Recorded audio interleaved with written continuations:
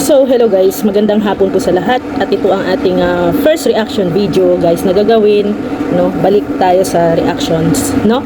And ito nga po yung ating unang re-reactionan, itong tungkol po kay Kalingap Dan, and kay Hana, no? And kay Jenny. So lingid sa ating kaalaman, although ano na yon, ilang araw na din ang nakalipas nung nagkaroon ng vlogs na Kalingap Dan, no, tungkol sa pagtatampo, no, kay Kalingap Rab. Pero nilinaw naman ang lahat, tapos na po yun, and naklaro naman na din. No, sa ngayon, iba naman ang ating topic, pero connected pa rin sa ganong issue. So narinig po ninyo yung interview ko kay Kalingap Rab nung nakaraang araw, no, or nakaraang linggo ba yon, about no sa message niya kay Kalingap Dan. Actually ano yun, Father's Day, so 1 week nang nakalipas. No? So yun, bumati si Kalingap Rab kay Kalingap Dan kasi ayan, syempre tatay na din po si Kalingap Dan. And doon nasabi din ni Kalingap Rab na pinapabalik niya na sila Kalingap Dan, no, dito sa Dait. And yun ay magandang magandang senyales. Yung pagtatampo guys, it's kung sabi nga ni Kuya Val, is normal, no? Normal 'yun sa pamilya, no? Normal sa lahat sa atin, kahit naman na tayo, 'di ba? Minsan nga nagtatampo tayo sa ating mga asawa, sa ating mga partner, mga anak, 'di ba? Sila pa kaya, 'di ba? Normal 'yun, pero hindi naman 'yun big deal. Hindi 'yun big issue, no, para dito. Ang issue dito, no, ang ating re-reactionan ay ang sinabi po ni Kuya Val, no? So si Kalingap Rab nag-offer na siya kay Kalingap Dan na bumalik na sa Dait. Kasi nga nakikita din ni Kalingap Rab yung channel ni Kalingap Dan, no, na doon sa Manila, na ano talaga guys, no, malaki talaga ang binagsak, no, ng channel ni Kalingap Dan. Although alam naman natin lahat na si Kalingap Dan ay ang malaki na ang napundar, no, dito sa Dait. Marami na siyang natulungan, marami na siyang proof, no, napabahay, mga ganun. Hindi naman natin nakakalimutan yung mga ginawa ni Kalingap Dan sa mga dito sa Camarines Norte, lalo na dito sa mga mga beneficiary niya na natulungan na bahayan. Kaso lang, no, nung bumalik sila sa Manila, no, yun na nga, no, medyo nakita talaga natin na hirap bumangon ulit si Kalingap Dan. So syempre bilang tiyuhin, no, si Kuya Val, no, mayroon din pong sinabi si Kuya Val dito. So panoorin po ninyo guys kung ano po yung sinabi ni Kuya Val. Ito po yung video clips para patunay po na kung ano po yung sinabi ni Kuya Val kay Kalingap Dan. Message minsan po ni Kalingap Rab kay Papada, minsan bumalik ka na dito sa Dait. Alam niyo ba, pag ako po mga kaibigan ay hindi rin ako makamove-on, makapag-isip na ganito. Kasi alam niyo ba na ang dasal ko, makahanap si Papada ng taga rito sa Cam Norte. Ang asawa niya po kasi kumbaga sa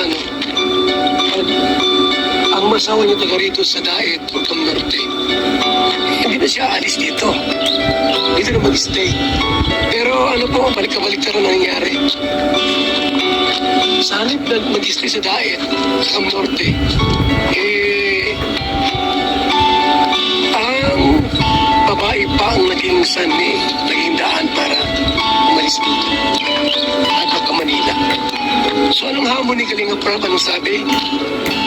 Insan, bumalik ka na dito.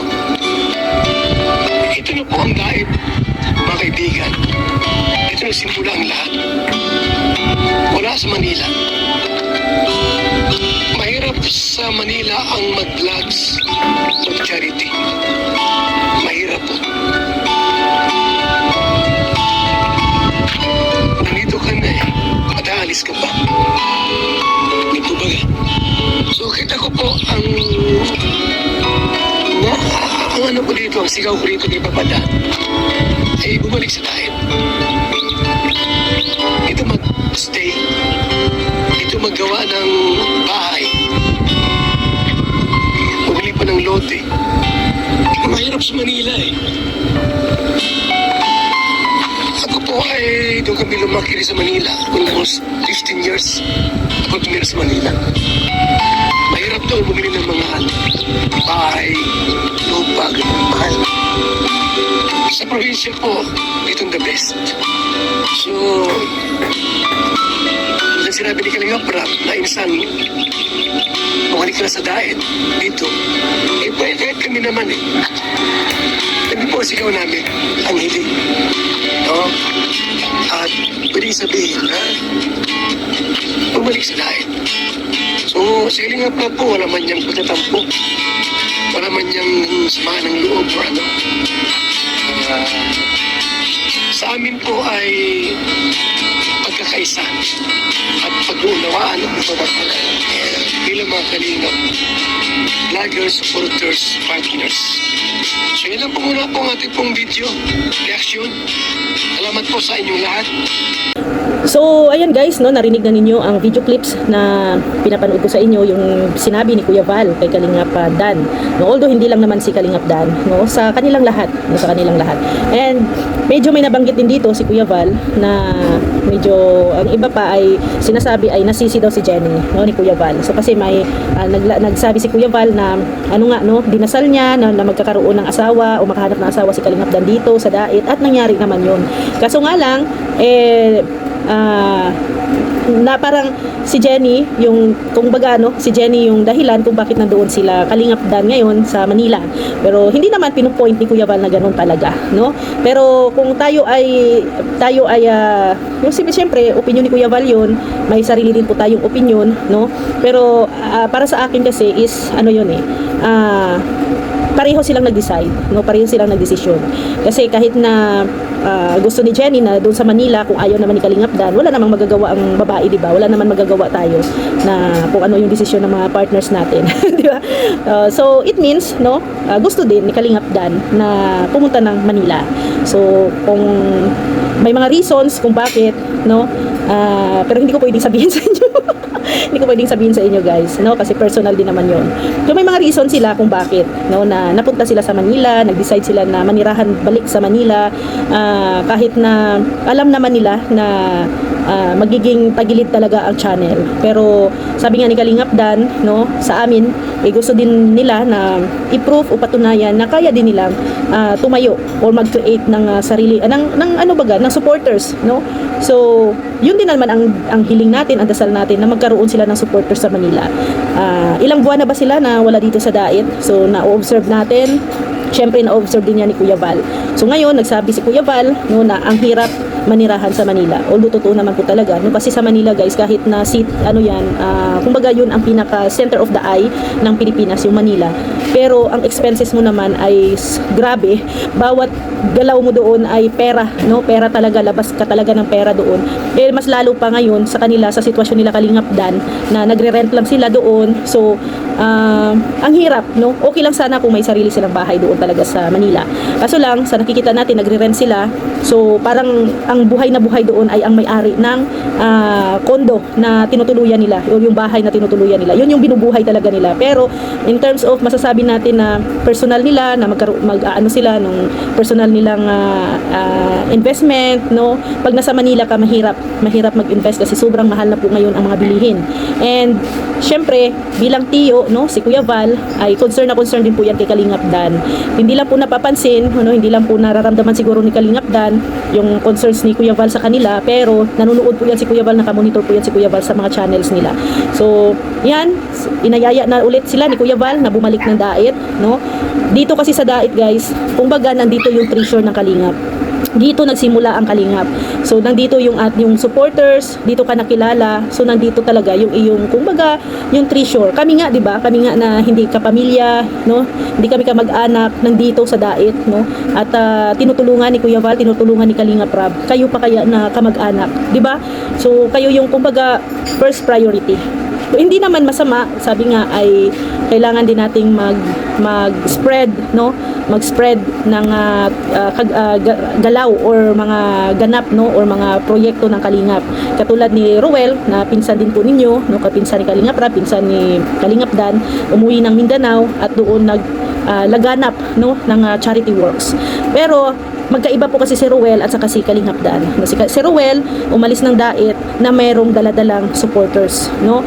Sinuportahan at syempre may mga sponsors na tumutulong din doon sa mga proyekto ni Ruel. Kay Kalingap Dan kasi ilan-ilan lang, no, ang sumama talaga sa kanya na mga supporters. And siguro and hopefully meron ding sumama na sponsors, no, na tutulong sana sa kanya. Pero sa ngayon, sa na-observe natin ay medyo wala, no?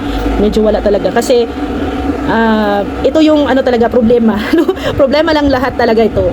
Kahit na ako experience ko yan na pag wala ka talaga sa dait, guys, lalo na pag wala kang supporters, no, kasi ang supporters natin ay nasa Kalingap, supporters yan nila Kuya Val at ni Kalingap Rab. So pag tayo ay wala talaga supporters at uuwi tayo at pupunta tayo sa ibang lugar, wala talaga, no. May ilan-ilan na sasama pero hanggang doon lang yun, siguro 1 or 2 months, ayan, magpaparamdam sasama sa atin, pero pag after nun, no, wala na talaga. Kaya ayan, hiling ni Kalingap Rab, ni Kuya Val ay pareha para kay Kalingap Dan, no, na babalik na sila dito sa diet. So abangan na lang natin kung ano ang magiging respond ni Kalingap Dan dyan, no, sa offer or sa hiling ni Kalingap Rab and ni Kuya Val sa kanila. And I think si Kuya Brooks din, ganun din ang gusto, no, na bumalik sila dito sa diet. Kasi alam nyo guys, nakikita naman natin kasi ang pagtulong ni Kalingap Dan is very genuine din po, no, very genuine ang tulong ni Kalingap Dan. Naglalabas po yan ng pera sa kanyang sariling revenue.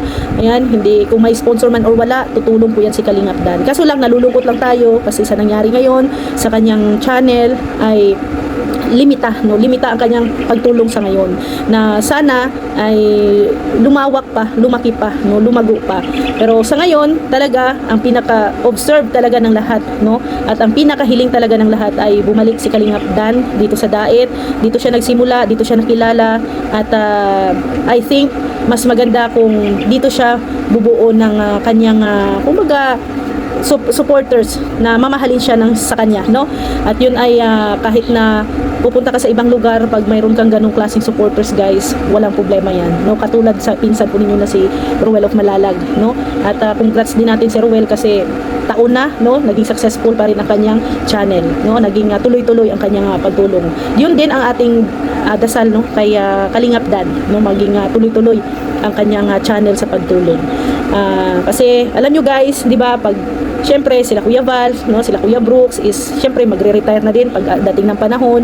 So syempre sino pa ba ang pwedeng magmana, no, ng kanilang gawa kundi ang mga anak. So yan si Kalingap Dan, si Kalingap Rab, no, yan sila po ang tutuloy, no, or mag-continue ng gawa ng Kalingap. So yan, abangan natin, at hindi pa naman nasagot si Kalingap Dan sa mga hiling ng kanyang pamilya, no, kay Kalingap Rab, kay Kuya Val and kay Kuya Brooks, no. So yun guys, at sana ay support po natin lahat guys ang mga charity vlogger na genuine pong tumutulong sa ating mga kababayan, no. At syempre lalong-lalo na kay Kuya Val, no, kay Kalingap Rab, kay Ate Edna, at syempre sa mga iba pang mga charity vloggers dito sa Kalingap. At syempre maraming salamat sa inyong lahat, sa inyong walang sawang pagsuporta sa Kalingap.